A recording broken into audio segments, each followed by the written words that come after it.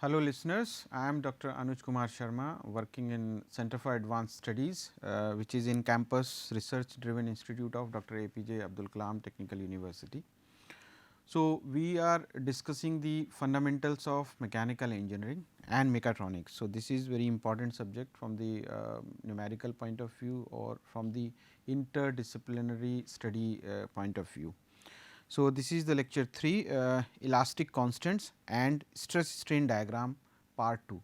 So, in previous lecture we discussed the little bit about the various elastic constants and simple stress and strains. So, now we are able to understand what are different types of stresses, different types of strains, but now we can we will try to understand what are various elastic constants and we will derive some relations between them, because sometimes numericals come directly on the formulas which we are going to derive in today's lecture.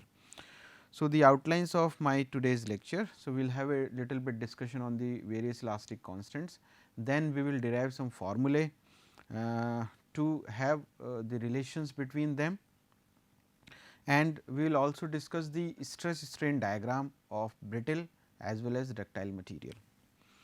So, we have studied this. So, we can have a little and quick recap what we have already discussed.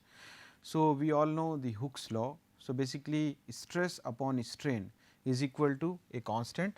So, if we write it as stress upon strain is equal to a constant, and sometimes we represented it as capital E. So, this is stress, this is epsilon, means it is a strain and that is the constant. So, always we will have a relation between linear relation between the stress and strain. So, this is the Hooke's law, right. So, we will discuss more about this in the stress strain diagram when we will come to that slide. So, there are 4 elastic constants already we have discussed. So, we will not spend that much of time to understand this, because already we understood this. So, first important constant, elastic constant, is modulus of elasticity. So, this is the same, this modulus of elasticity. So, modulus of elasticity is the ratio of normal stress to the normal strain. So, normal means, so whenever you will apply some force on any object perpendicular to the cross section. So, like this is the cross section and you are applying the force perpendicular to this. So, let us say you are applying this force P. So, some resisting forces are generated within the body. So, these resistive forces divided by this cross sectional area. So, this will give you the normal stress. So, the ratio of normal stress to the normal strain, that is known as the modulus of elasticity, and sometimes it is known as the Young's modulus. Second important constant is modulus of rigidity. So, again within the elastic limit, the ratio of shear stress to the shear strain. So, in the previous modulus of elasticity, that was the ratio of normal stress to the normal strain, but here it is the ratio of shear stress to the shear strain. So, generally it is represented by tau. So, this is tau and this is epsilon s or gamma. So, this is the shear strain. So, whenever you apply the force on any object parallel to the surface. So, let us say if we draw a body and this is the top surface. So, if that force is acting parallel to this surface, so it will create some resisting force within the body which is acting parallel to the surface.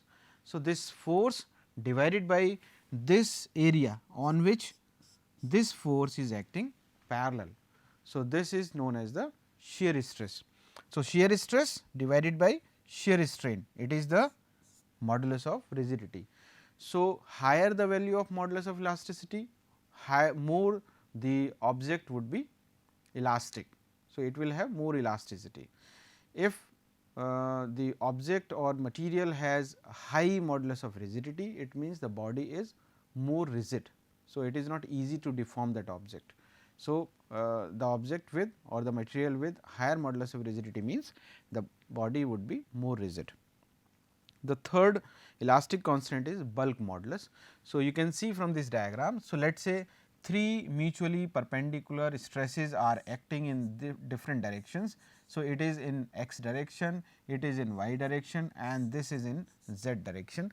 So, this is the average stress intensity, means the average of these three.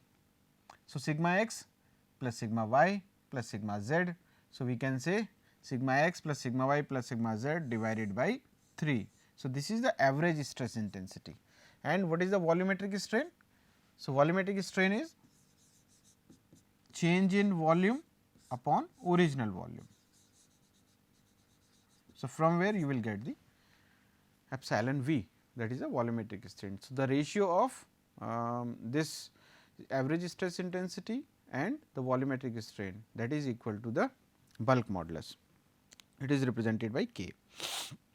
Now, the next and the last important elastic constant is Poisson's ratio. So, Poisson's ratio means it is the ratio of, already we have discussed this. So, I am quickly going through the introduction part.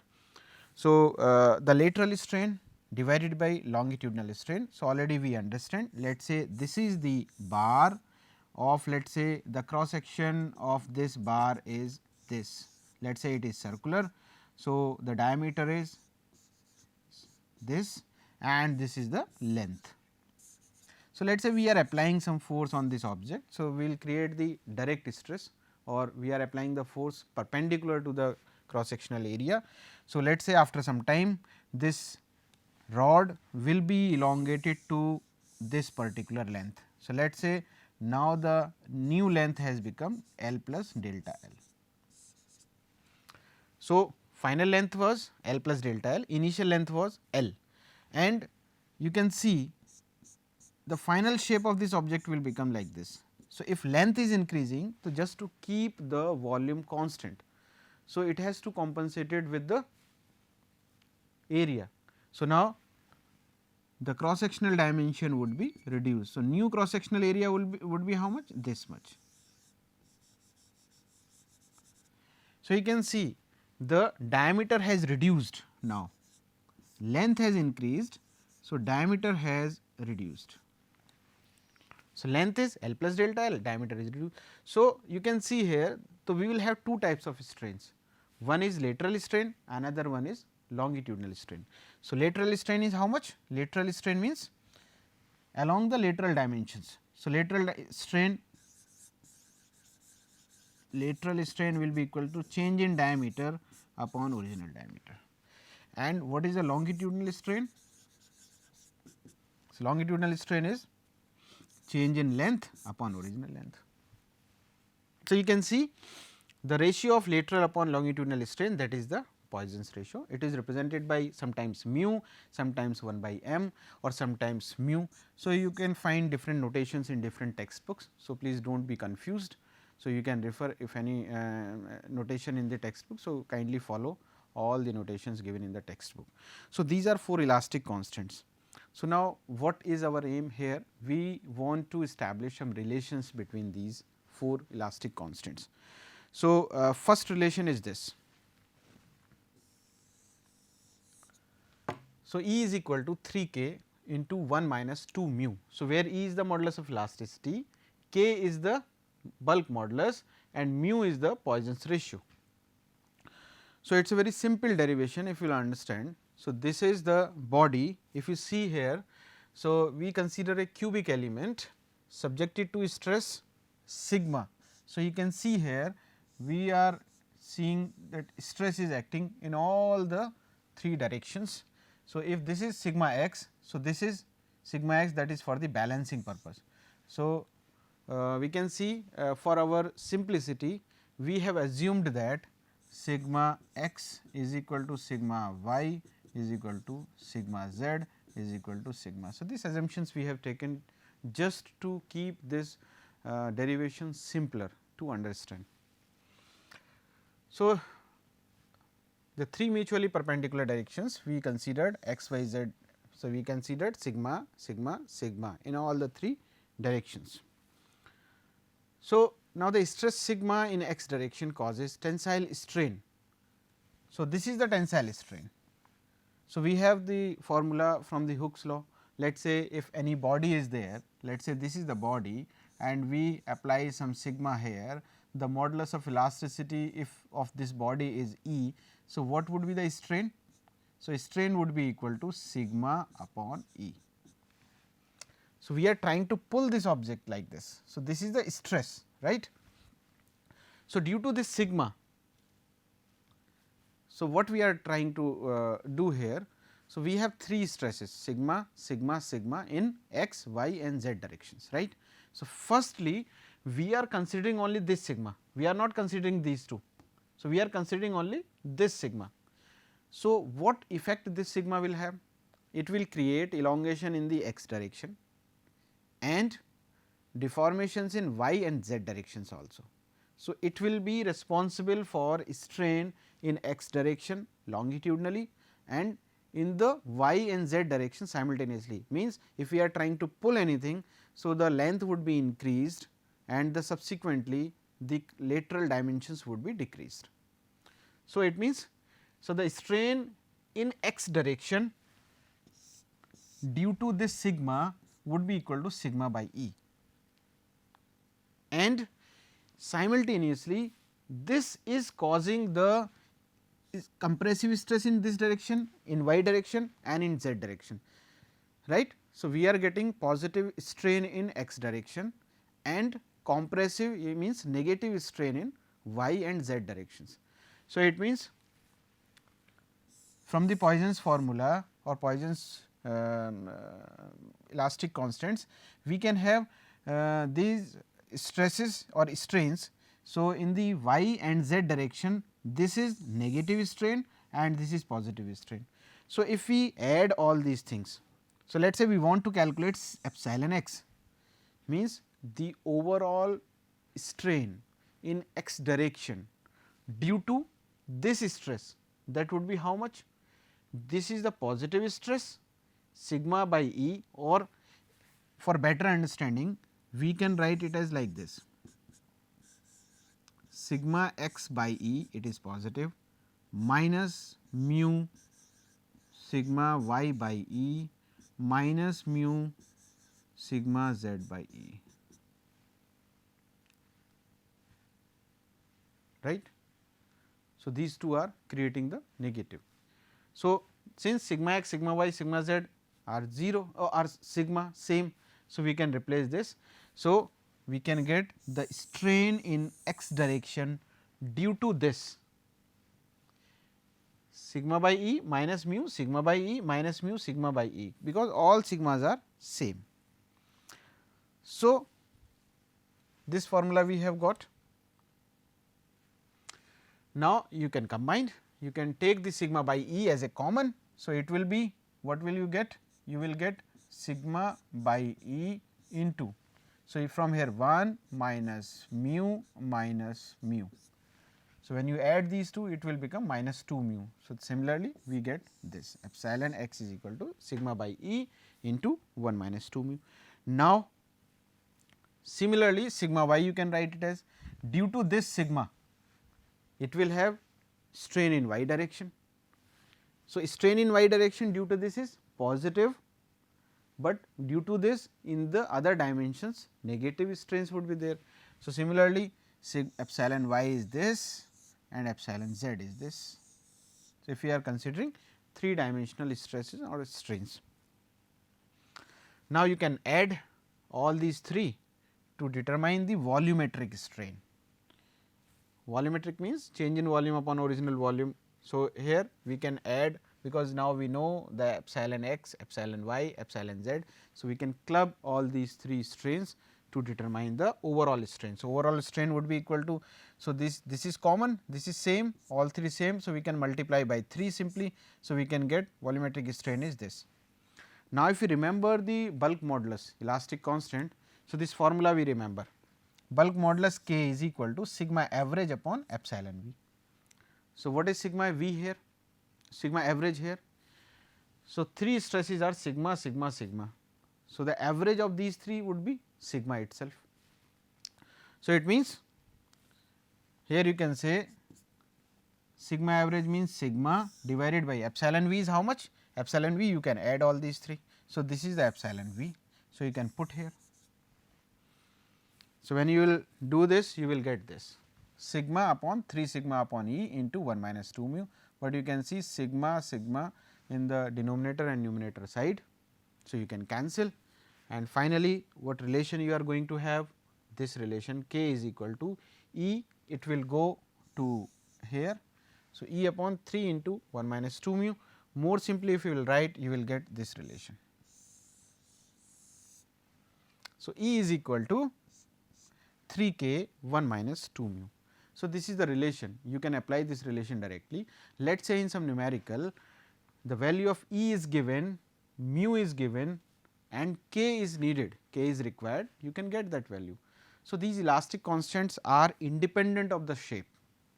So, they depends only on the materials. So, if you have selected one material, so these are fixed, right, irrespective of the shape, size, forms.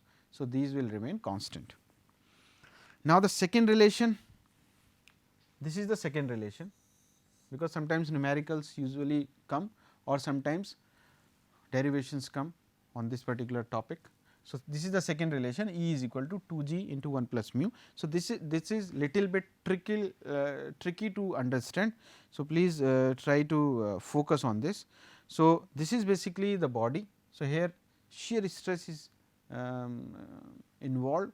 So, shear stress is relatively difficult to understand as compared to the normal stress. So, we will have to have more focus on this. So, you can see, so initially the object was this,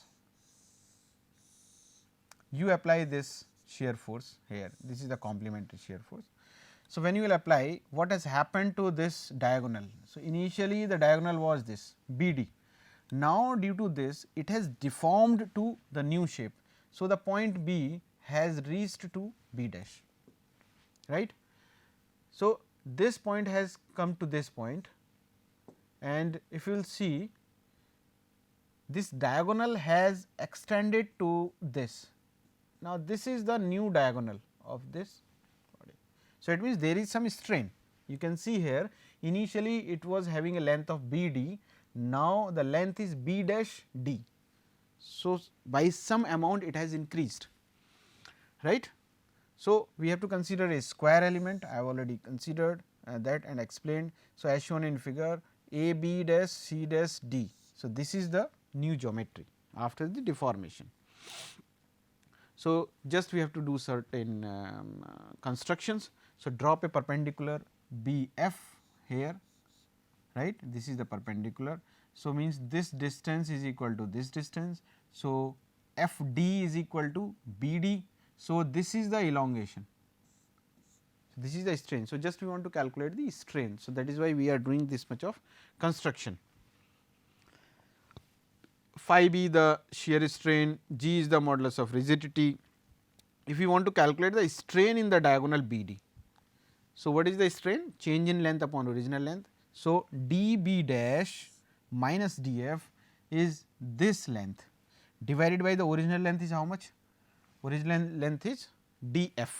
So, if we are calculating strain in this element, so this dF is the initial length and dB dash minus dF is the change in length. So, now the change in length is B dash F, very simple geometry to understand. So, now dB, dF is equal to dB. So, dB is this diagonal. So, if you want to calculate, so this is the A, this side is A. So, what would be this side? Root 2A. So, that is why I replaced this, dB is equal to AB root 2. So, since angle of deformation is very small, we can assume angle B dash F is equal to 45 degree. So, ये जो angle है, this angle is 45 degree, deformation is very small. So, hence B dash F is equal to BB dash cos 45, you can see from the geometry itself. Now, strain in diagonal BD is equal to this formula already we have on the previous slide, we came to this point. So, B dash F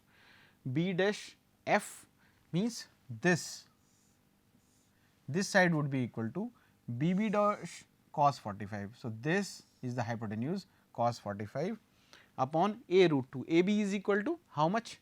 AB is equal to this side is equal to, already this side is equal to this. So, AB is root 2 means upon a root 2.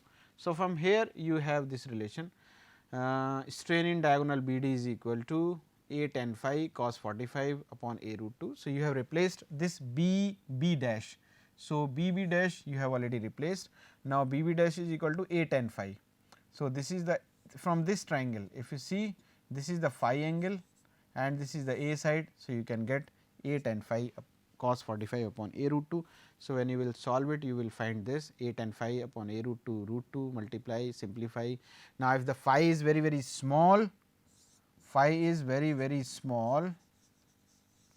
So, it means tan phi is comparable to phi. So, if you replace phi, that is the, this already we have discussed in the first lecture, you can refer that lecture, you can get this relation phi strain is equal to shear stress upon modulus of rigidity. So, this relation already we have derived there. So, now we know that the above pure shear gives rise to axial tensile stress. Now, you can see from this diagram. So, this tau and this tau, both stresses are trying to elongate this diagonal. So, it means this is the stress. So, what kind of strains they are generating? So, they are trying to generate the positive strain in the diagonal. So, both these stresses are trying to elongate the diagonal. So, initially the diagonal is B D, now it has come to B dash D. So, it means both these stresses create tensile strain, positive tensile strain along the diagonal D B. So, from the formula what would be tensile strain along the diagonal is equal to shear stress upon modulus of elasticity plus mu tau upon E, already we have discussed in the previous slides when we derived the first formula. So, you can see this is the stress, this is the strain. So, strain in the along the direction of the diagonal due to tau, this tau, and this is the stress strain caused by this tau along the same direction. So, both are trying to elongate the diagonal. So, that is why we have taken it both the positive, but in the previous case we have taken first was as positive and rest 2 was as negative, because they were trying to compress the object, but here it is reverse. So, both are trying to elongate the object. So, you can take out the common tau upon E into 1 plus mu. So, it means this is the one tensile strain, and from the previous slide we have this formula. So, you can equate these two strains. So, this will be cancelled out. So, when you will simplify it, you will get E is equal to 2g into 1 plus mu. So, this is the second formula. So, sometimes these formulas come. So, these are the two formulas. So, if you will see one formula we have derived E is equal to 3k into 1 minus 2 mu. Second formula we derived E is equal to 2g into 1 plus mu. So, now let us say if we want to replace the mu. So, what you can do? You can get the value of mu from 1 and you can replace mu in the second just to replace the mu. So, if we want to derive the relation between E, G and K, so we want to eliminate mu. So, how we can do it? So, we have two equations, one unknown, we can replace it. So, we have this relation. So, we can put these two relations equal to, because this is also E is equal to, this is also E is equal to. So, we can put equal to these two. So, we got this relation. So, in the more simpler way you can write it as like this. So, this is the relation. So, E is equal to 9 kg divided by G plus 3k. So, this is the relation which you can remember. So, all three relations you should remember. First relation is this, second is this and third is this, right. So, now we understood the concept of various elastic constants and their relations. Now, we should understand the tensile or compressive testing using UTM. UTM means universal testing machine, and generally we elongate or compress the materials. We apply the forces with the help of this machine on the object to determine their strengths. ultimate tensile strength, ultimate compressive strength of different materials, right. So, because we have to draw the stress strain diagram of the material. So, for that we should understand the mechanism. So, this is the machine where this is the element, this is pulling upward, this is pulling downward. So, it is for the tensile setup. So, this is for tensile testing, and here you can see the bending. So, this is the rod initially and you are applying some force. So, this is the bending, or if sometimes you can put some brick in between the two jaws, upper and lower jaws, they can be compressed, they can apply some compressive force and we can find out the compressive stress. So, this is the machine setup. For tensile testing, this is the specimen dimensions. You can see this is for the holding purpose,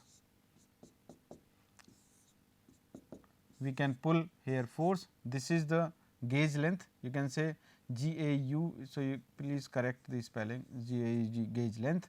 So, this is we mark 2 points and we measure ki how much elongation has been happened or what is the. So, we pull this specimen, we fix this specimen on this machine and we pull it, we apply the elongated tensile forces just to find out the ultimate tensile stress or the behavior of that object or material under the gradual extensive loading. So, these are the specimens, real shaped specimens or actual photographs of the specimen. So, when you apply some force in the tensile state, after some time neck formation happen. So, when you are pulling or stretching something, just you can have an example of the elastic band, you can pull. So, what happens wherever it is weaker, so you will get the narrowing down of the cross section. So, that is the neck formation region. And after the particular when it reaches to the fracture point. So, this kind of fracture generally we get in the ductile materials, cup and cone kind of fracture. So, this is you can see the cup. So, you have the cavity and this is you have the cone. So, cup and cone fracture. So, just like if material is homogeneous and perfectly isotropic. So, we can get these kind of failures. So, this is the stress strain diagram. So, you can see when you stretch the object on the UTM. So, this is the straight line. So, for this Hooke's law works. So, I am talking about the initial Hooke's law.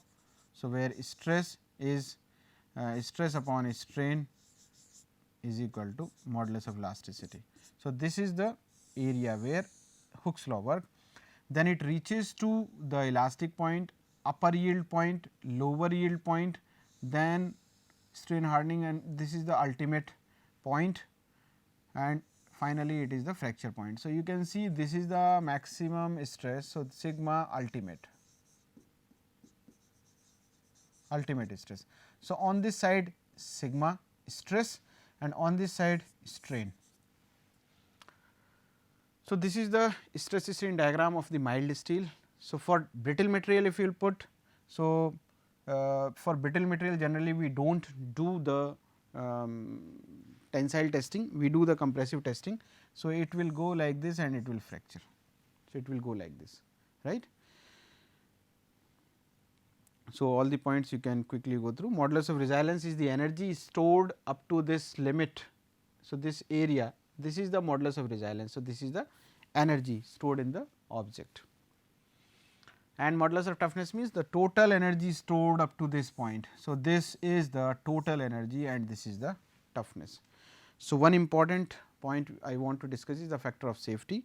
So, whatever we do, the maximum load to which a member is likely to be subjected during its working period, that is the working load. So, we design any object considering the factor of safety. So, factor of safety is generally this is the working stress, means what the maximum permissible stress the material can bear.